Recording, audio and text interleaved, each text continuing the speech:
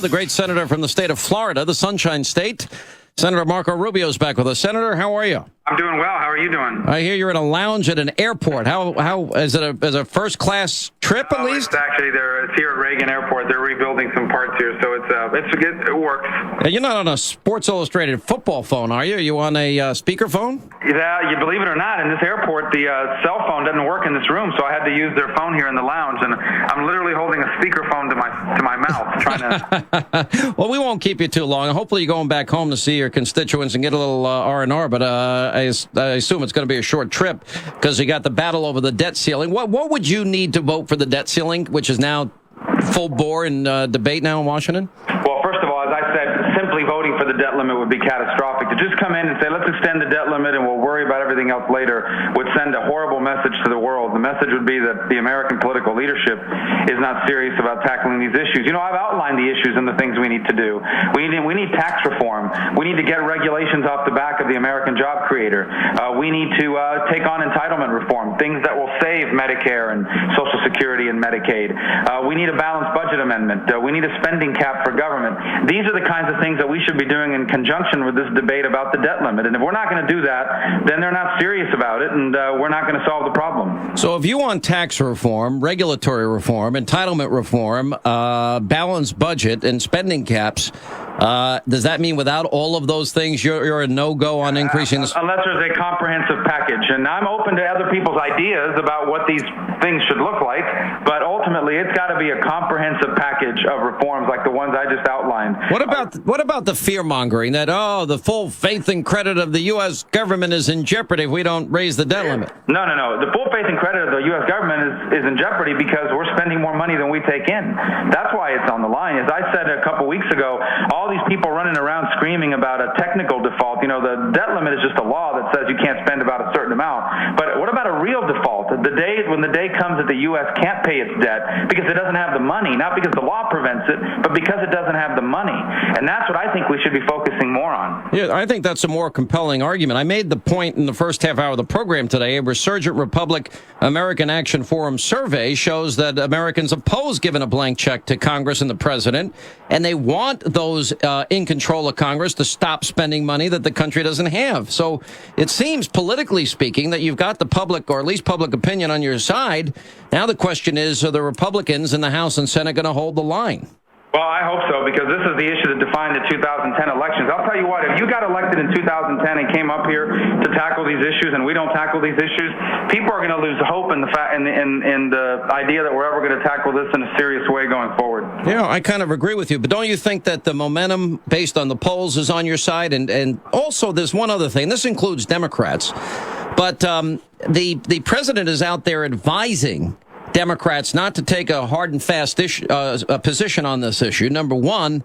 And number two is, I think, if the debt ceiling isn't raised, who's going to get, this is the president. This is happening on his watch. He has the responsibility to get this done, doesn't he?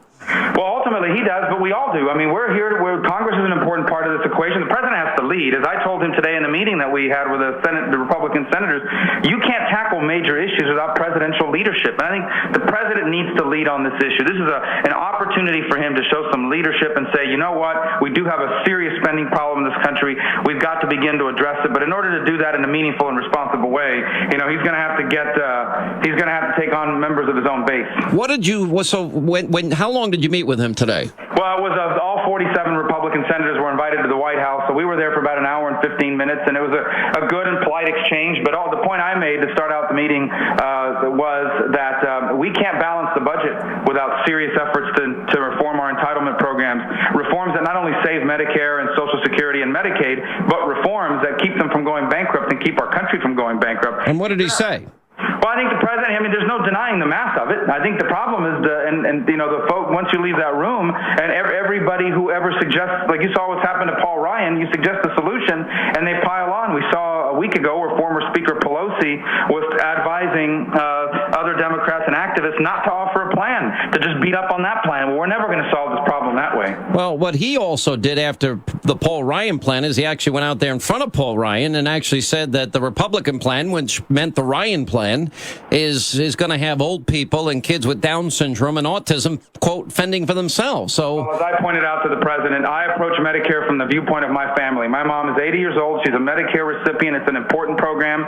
But everyone who's running around saying that or somehow acting like Medicare as it's currently structured is a viable option long term is just not being truthful with the American people. Medicare will go bankrupt in the next 5 to 12 years if it keeps doing what it's doing now. And the only people that can keep that from happening are the people in charge right now. We need the president to lead on that, and that's what I urge them to do. Yeah, no, I think what you're saying and what you're representing is the right thing to do. Quick question about bin Laden. Do you think we should have shown the American people the photos? Do you think he should have gotten this burial at sea, a 40-minute ceremony? Well, ultimately on national security issues, I always give the benefit of the doubt to the White House and the president because they have information most Americans don't have. Suffice it to say, I'm convinced. I have no doubt in my mind that this operation was the right operation. I have no doubt in my mind that bin Laden is dead. I have no doubt in my mind the world is a safer and better place for it. And ultimately, I'll tell you what, give credit to the president and his national security team, but also give credit to the brave men and women who carried out a very risky mission. I think that this is one instance that all Americans can be very proud of, where something government did work, and it worked for the betterment of our country and ultimately of the world. Shouldn't we also give credit to the Bush policies Absolutely. of Gitmo, rendition, enhanced interrogation? Well, I'll tell you what you give beyond that. You give credit to a determination for years in collecting the intelligence that led to this. This was not something that happened overnight. This was years and years of time and energy and resources invested in this.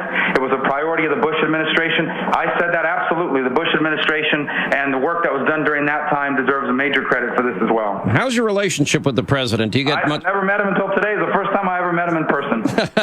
That's it? And you got to speak first? Well, Senator McConnell led the meeting, and he called on me first, and so I got to make that statement. And look, I hope we work this out. Our country's more important than all these other issues, but partisanship and all that. At the end of the day, I want to save our country. I want the next American century to occur, and it can if the president is willing to lead on these major issues. I hope he will, because we're running out of time. I couldn't agree with you more, and your life story is a testament to that fact, which I think is one of the most compelling speeches that you ever gave when you told your family's history. I thought it was amazing.